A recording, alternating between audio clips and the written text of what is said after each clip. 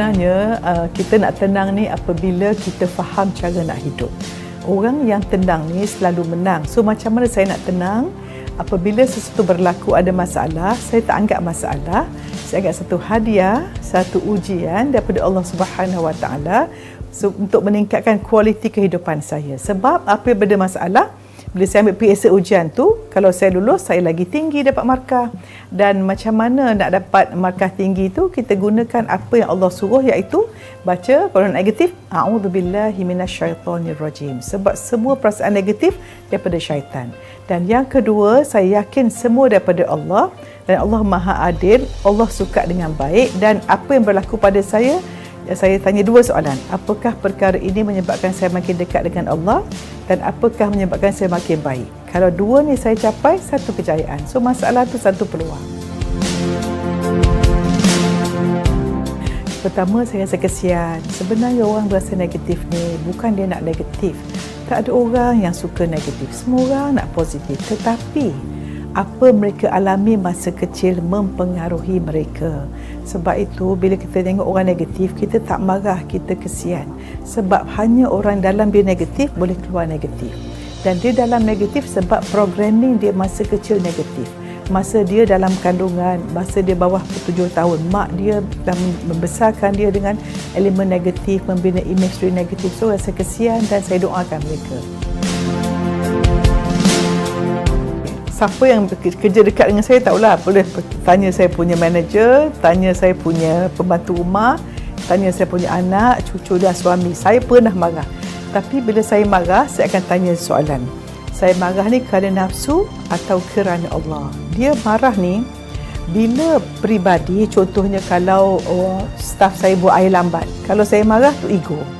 Tetapi kalau staff saya solat lambat, saya marah. Itu kerana Allah.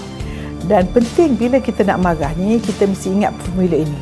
Marah kerana sebab yang betul, dengan cara yang betul, pada waktu yang betul, dengan kadar yang betul. So kita punya marah tu jangan melampau-lampau kalau sebabnya sedikit.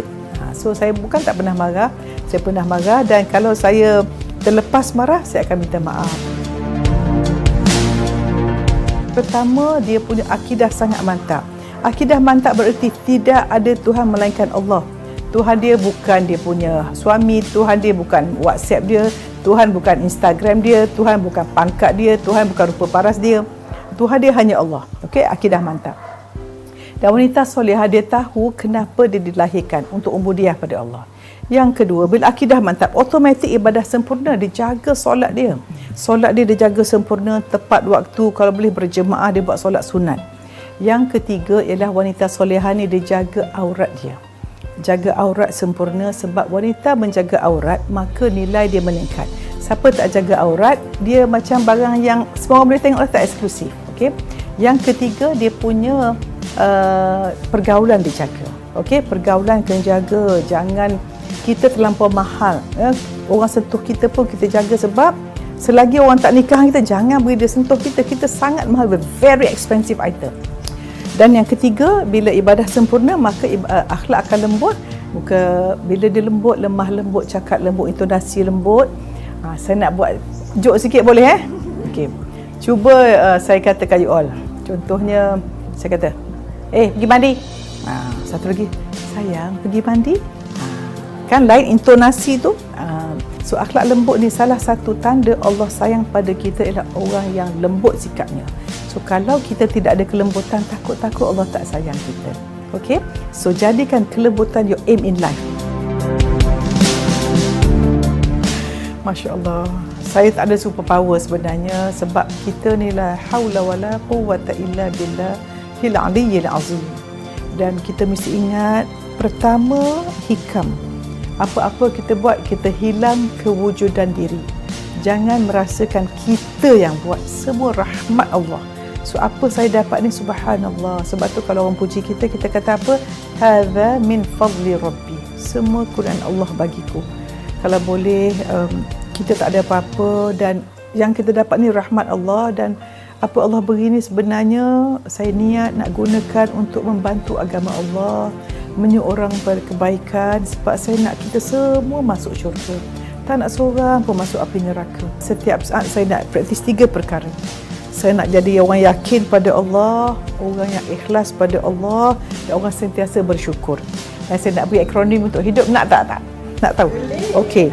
Akronim kehidupan dia panggil senyum.